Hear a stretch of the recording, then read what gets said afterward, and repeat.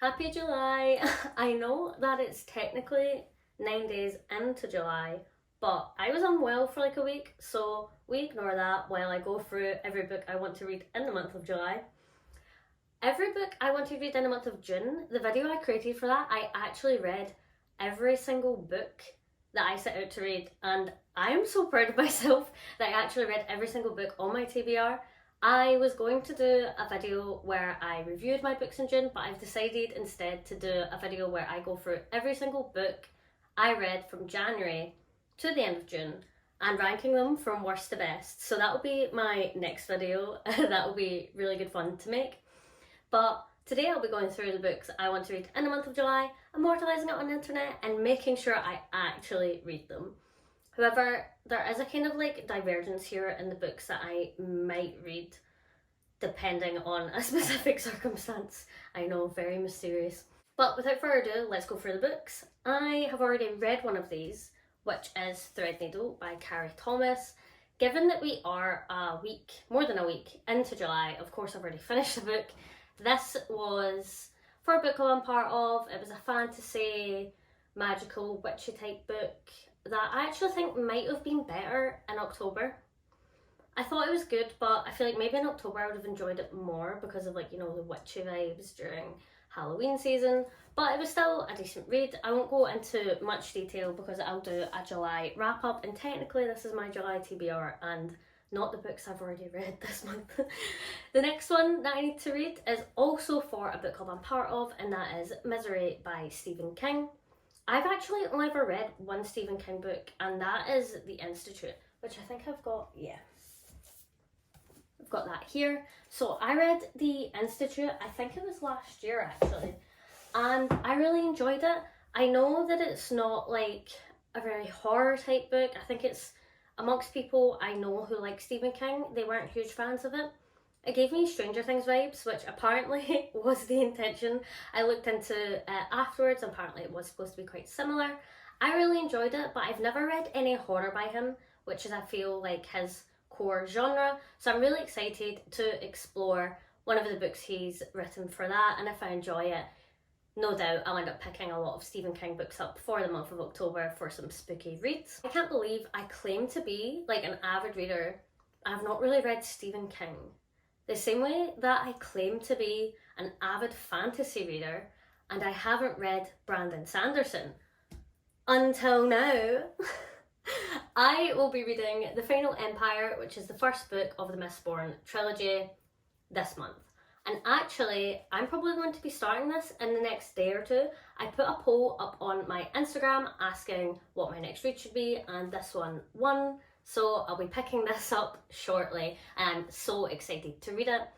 I'm really excited to get immersed into a big chunky fantasy series. I've heard so many wonderful things about Brandon Sanderson in general, never mind this series, which I've also heard great things about.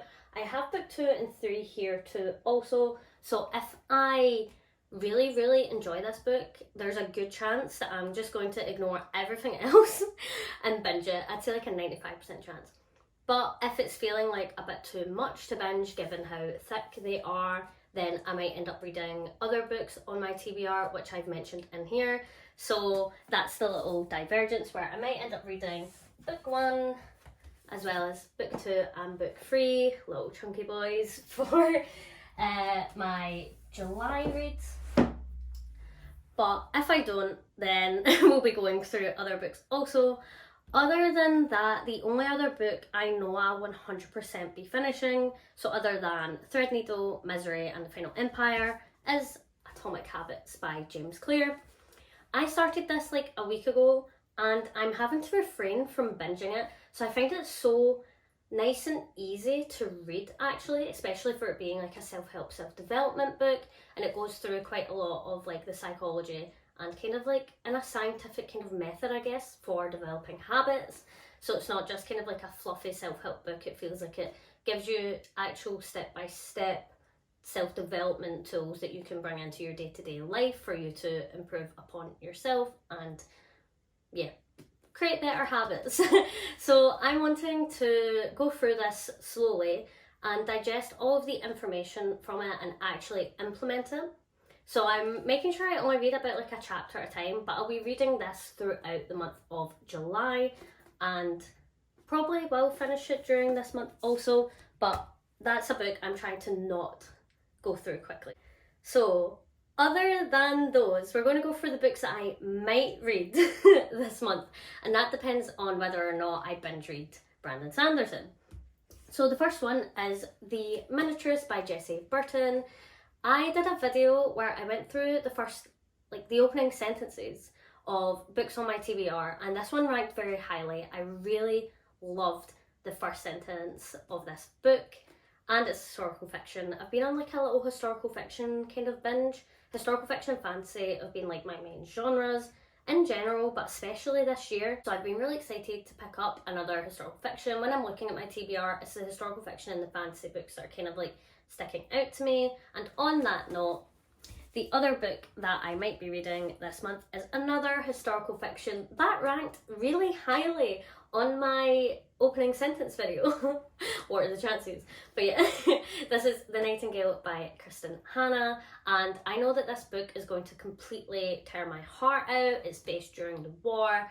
I'm kind of ready for it though. I think I'm ready to have my heart ripped. I'm really excited to read this one. It's came highly recommended by a lot of friends, so I'm looking forward to reading it. A lot of the books that I've picked out for myself this month are really heavy. So they're either like thick fantasy books, or like I said, The Nightingale, which is historical fiction that will rip my heart out, or Atomic Habits, which is a self-development book. So a lot of these are really heavy books, and if I kind of narrow myself into that, I feel like I might end up burning out on books and then going into some kind of reading slump, which is why I have also set out to read another book that I started like yesterday actually. Yeah, I started it yesterday, and it is on my trusty little Kindle, and that is, I think it's called Twisted Games. It's the second one in the Twisted series. So I found the first one, Twisted Love, to be just like easy bingeable book. Like it wasn't very harrowing, it wasn't difficult to read, it wasn't very heavy, it wasn't difficult to follow, the writing's really easy. So I thought getting a book that's really easy page turnery in there would be really beneficial to make sure that if I'm just in the mood for like a light-hearted read, that there is access to that within the books I'm setting out to read this month. So that one is something I'll be picking up as well. That is everything. Yes, that's everything I will be reading this month. So we have the 100% Definites, so Threadneedle, which I've already read, Misery for Another Book Club, and The Final Emperor by Brandon Sanderson, as well as Atomic Habits by James Clear. And then we've got the maybes.